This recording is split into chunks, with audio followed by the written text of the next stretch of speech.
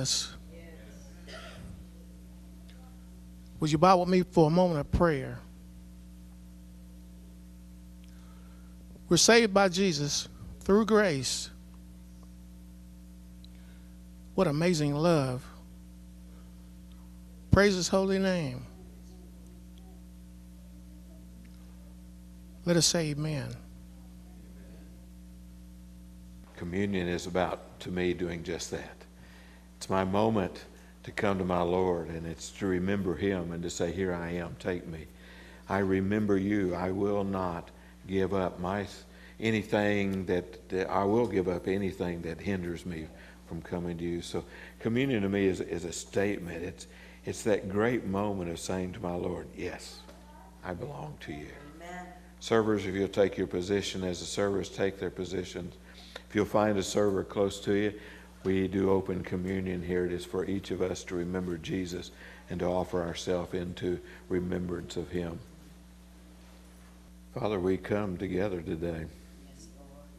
We come together as a body of believers, remembering Jesus, remembering that he gave his all for us. And we are reminded as we eat and drink in remembrance of him that we give our all to you.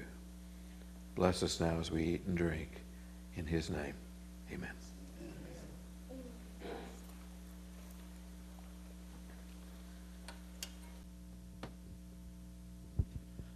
I always liked Dad rather than Father. Anyway, you can probably tell because I call my grandfather Papa. So there's that. If you're wondering who chose that clip, yes, it was me, even though I'm only 21 and that show was way before my time. But it's actually my favorite TV show of all time, believe it or not. And I got into it because I watched a couple episodes with my Papa. So that's how I found out about it. And now I have the complete DVD collection, and it's great. But what I briefly wanted to talk about was just what that clip was about and the difference between being a father and being a dad. You'll notice on the screen is a list. We tried to get everyone who was a dad. If we forgot you, I apologize. we tried to get everyone, and it rotates through. But, it also reminds me of the phrase, it takes a village to raise a child. And there were a couple names on here I want to point out really quick. Y'all know my Papa. He's great. But there are a couple more that hopefully I've learned also when the day comes, I'll be a good dad. Whether it's from Joe teaching me a secret handshake that me and him do, which is great, makes me feel special. None of you all share that. It's me and him. Whether it's seeing the love that Jonathan shows toward his daughter, who is cute as a button, by the way. Whether it's that, I see that through him. Whether it's I see the patient and Mark's not in the room right now, I don't think. Whether it's the patience and kindness I see with Mark and his kids. Whether it's Bob Ginsberg telling me when I was over at their house and I had one of Sam's toy guns, and I happened to be looking down the barrel, and he was like, no, you're not supposed to do that, whether it's that. I picked up a lot of different things from a lot of different men in this church, and I am very appreciative of that. And I would just like to say thank you to all of you, and I know you'll be great dads, because as long as you follow the Lord, you can't go wrong. The prayer theme this week is the men who follow. Dear God, thank you for our fathers, the men who have walked through this world with Jesus, leaving clear footprints behind for our sons and our daughters to follow to you. Dear God, thank you for our fathers, the men who have stood on guard, on watch for us, who have done their very best to keep us safe and provide a place of refuge for us in their arms. Dear God, thank you for our fathers, the men who have stood firm in the faith, who have put you first in their lives and by so doing have helped ensure that you would be first in our lives. Dear God, thank you for our fathers, the men of courage who have done what is right and refuse to let fear make their decisions, the men who have shown us that fear is no match for faith. Dear God, thank you for our fathers, the men of strength who, no matter how very tired their own arms were, have still somehow always had the strength to pick us up when we fall. Dear God, thank you for our fathers, the men of love who have loved us as Jesus loves, regardless of our achievements and our failures, when we are lovable, but especially when we are not. Dear God, thank you for our fathers, the men who have understood that what we have needed most is not another leader, but an example of how to follow. Thank you for our fathers, the men to whom our sons and daughters could look for how to be a follower of Jesus in this world. Reminds me of some things I used to say to Ben and Andrew when they're growing up. All of us have familiarities of like that. You know, being a father to me has been a real blessing. Amen. I'm bound to be personal for a few moments, nothing long today. It's Father's Day, and hopefully if your dad's with you, you will honor your dad. And maybe you're like I am, your dad's been gone a long time, but I still have lots of good memories. And so I like Father's Day. I like being a father. I miss reading to the kids when they were growing up. I used to try to do that every night possible.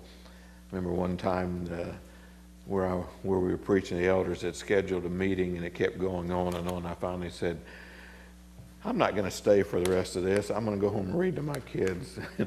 And Lorna will appreciate this. Jim, one of the elders, looked up and he says, you can't leave now. I said, just watch me. And I don't think he ever forgot that. But it's just, you know, I loved that. I loved praying with the kids at night. And I loved being at their bedside as they went off to sleep. And I remember once when I'd gone into Andrew's room first and Ben was over in his room across the hall. I looked out Andrew's window and there was a double rainbow. I hadn't seen one of those in years. I don't remember if the kids had ever seen one or not, but I immediately said, Andrew, out of bed, look at the double rainbow. Ran across the hall and got Ben, said, come over and see the double rainbow. And I can still remember it. Lorna came in. We're standing looking out the window. That's a special moment to me. Being with the kids and enjoying their life. I enjoyed worshiping with the kids. The one phrase on there, you know, it's my house, you'll do as I say type attitude. I remember one time Ben decided, I'm not going to church. And I looked at him. By that time, he was taller than me anyway.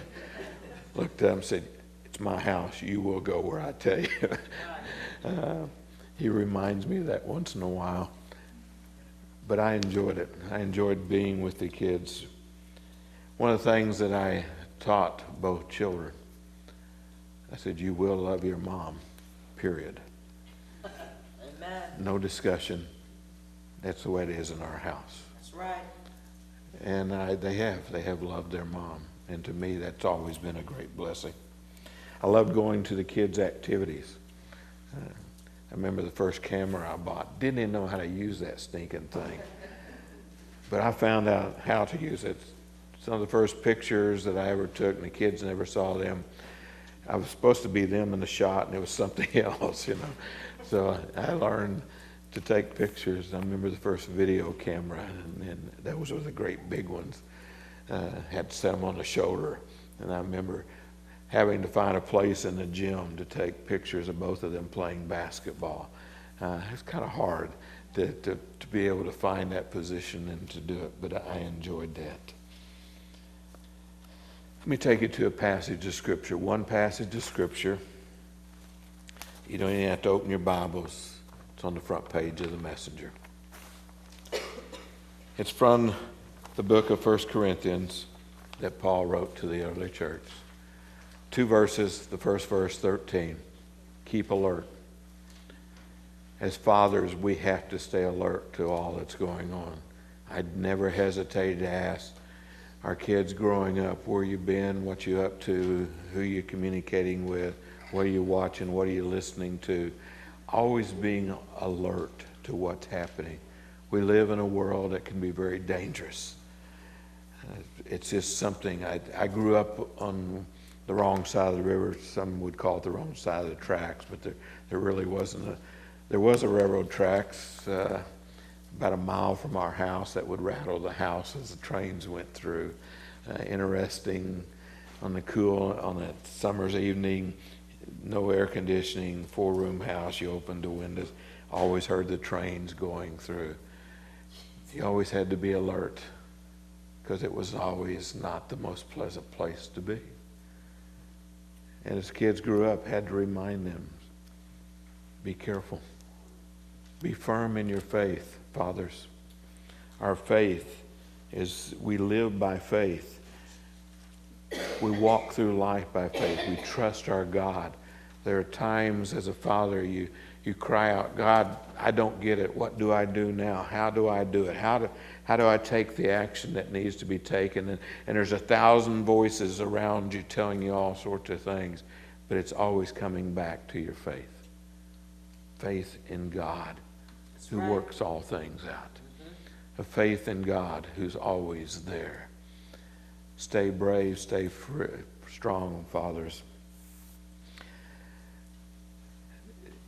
These last 25 years of ministry here in Dayton and the places that I've worked at times with different officials, the police department things, how many times have I gone into homes and I've seen great struggles, and many times it was because there was not a father brave enough and strong enough to stand up for his kids.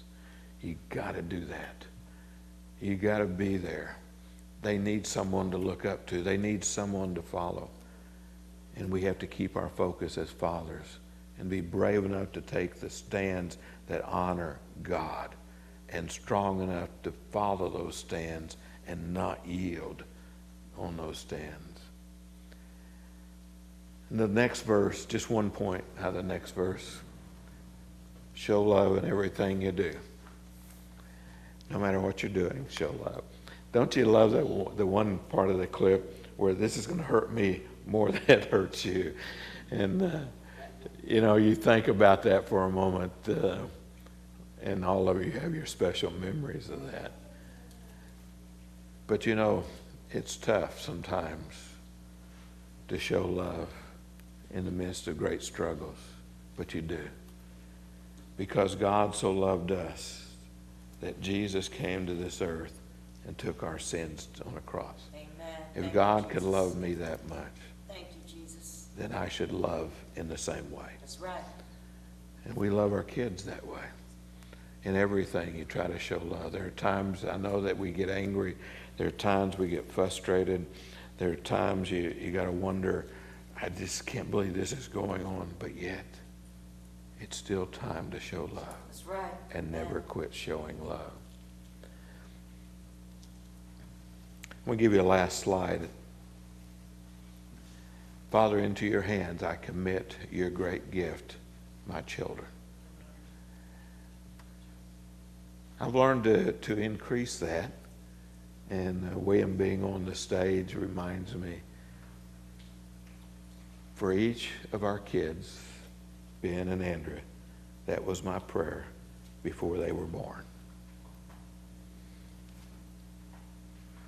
You see, we pray for our kids before they come. We pray for them after they arrive. And even when they get past 40, we still pray for them.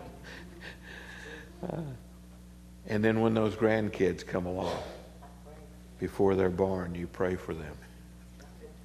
As they grow up, you pray for them. We never cease to commit our children and our grandchildren into the hands of God.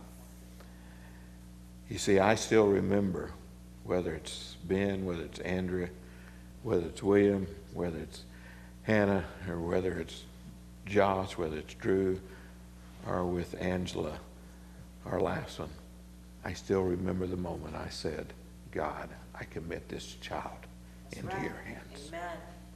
I'm serious about that. Fathers sometimes wait too long to pray for their children. You pray for them before they're born. You pray for them after they arrive. And you continue to pray for them no matter what their age is. And what I wrote on that screen has been my prayer. It's what I do as a father. I lift my kids and my grandchildren up to God and place them into God's hands. That's right. And that's the greatest thing you can do as a father, That's right. is to commit the kids first into the hands of God. And the second thing that you need to do is live by faith, That's right. so that they know that you're living by faith. Hallelujah. So, personal message to you today to remind us all, especially those of us as fathers and grandfathers And those maybe not yet a father or grandfather, maybe a little tidbit to encourage you and to help you to live life. Pray with me. Father, one of the scenes, one of the expressions on the screen was throughout our entire worship day has been about bowing before you. Yes, Lord. And so we bow before you. Thank you, Lord. We bow our heads. We bow our minds. Thank you, Lord. We bow our hearts. Thank you. We bow our spirits Yes, before you. And as I think about our children and our grandchildren, and those even of a generation not yet born, it's so important for us to lift them up to you. And so as a group today, every child that's here this day, whether they're here in this room or whether in the rooms across the hall, across the lobby, we lift them up to you. You're the only one that can keep them safe, the only one who can really guide and lead them. While we can serve you and be there as much as possible, you're the 24/7 God. Yes, you are. Hallelujah. So we lift them all up to you Yes. and ask for your blessing on each one. Praise God. And for that generation that's not yet born, may they know that there have been generations before them like us who have prayed for them, Yes, Lord. who have paved the way for them, Thank you. who have paid the sacrifices for them, who always made sure that there was a way to you that was open to them. Bless now, Father. Help us to be a people of faith, never forgetting each generation, never forgetting there's another generation to come, Yes, and being the people that pave the way, that do all that needs to be done, yes, Lord. so that each generation might know you. Yes, Lord. In the name of your Son, amen. Thank you, Jesus. So earlier in the week, my dad told me he was thinking about wearing jeans and one of his Oklahoma belt buckles and his cowboy boots this morning. And he said, "Oh, I can't do that. Lauren will get mad at me." So William and I decided we were going to go a little country and dedicate a song.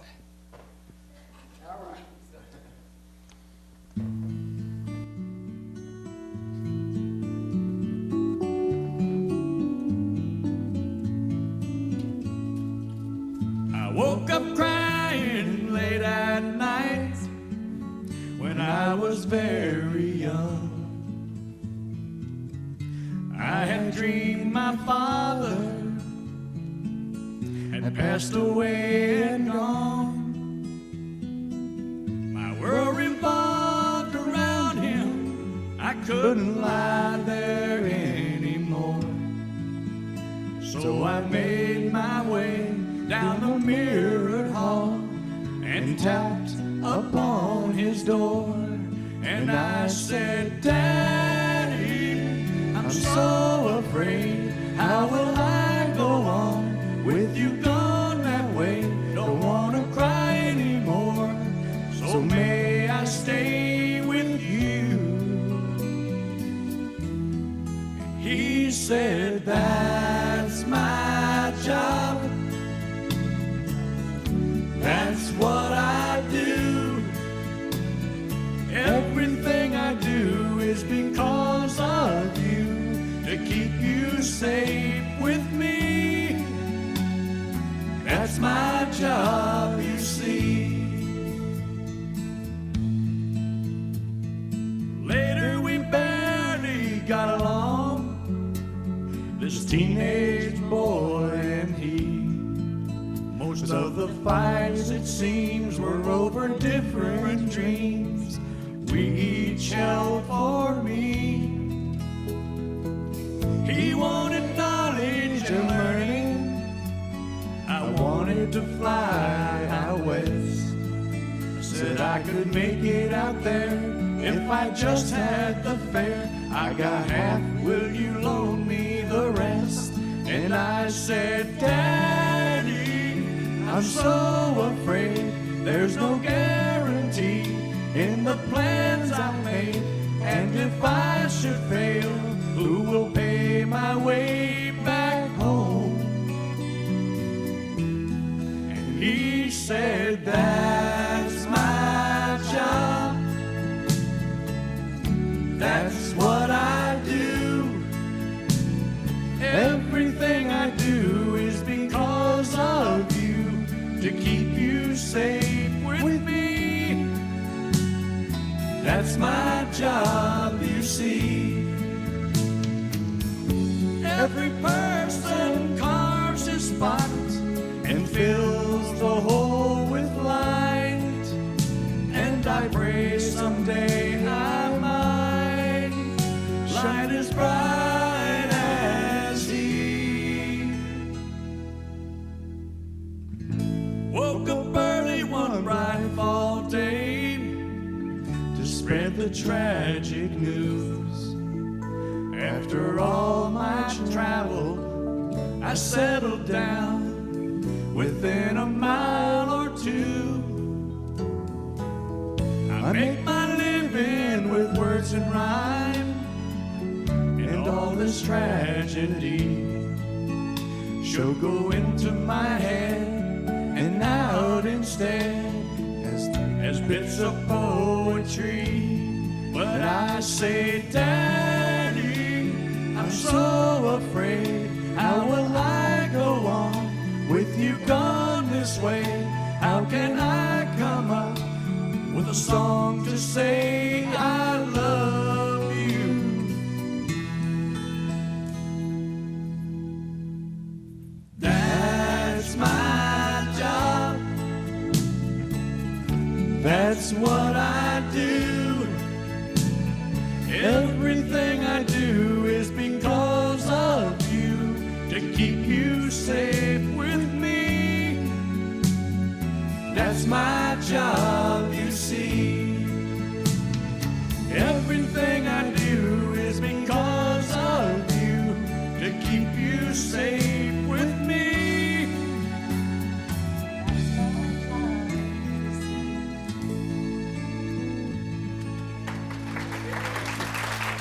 Love you.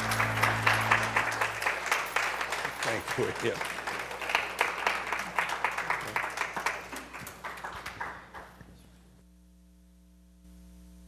Church weren't supposed to be singing.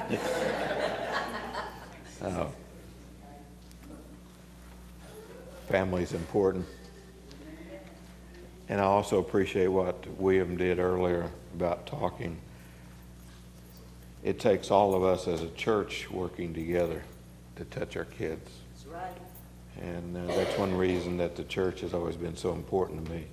Not because I preached for 50 years, but because I knew there was always people in the church that would be there for my kids and my grandkids. And I love that. That's why I tell stories sometimes about growing up for the people who were always there. Older people. You see, I can still name every Bible teacher I ever had growing up. I can still name every elder, just about every deacon growing up. I can tell you where we sat in church. We always had our regular seats, kind of like Joe was always on the second row, Stacy's always on the first. Things like that. I can go through and remember all that, because all that was important. And we become important to all the kids. So each of you are important. I appreciate you as a body of believers, and I hope you'll always be important to the next generation, so that someday when someone else is standing and talking and they begin to tell the stories, that the next generation or the generation yet unborn will hear the stories and know somebody went before them. And that's what's important. That's right. Hope you have a good day. I hope if you get to celebrate with your father that it's a good day, a good time for you to go out. So everybody go in peace and enjoy the day.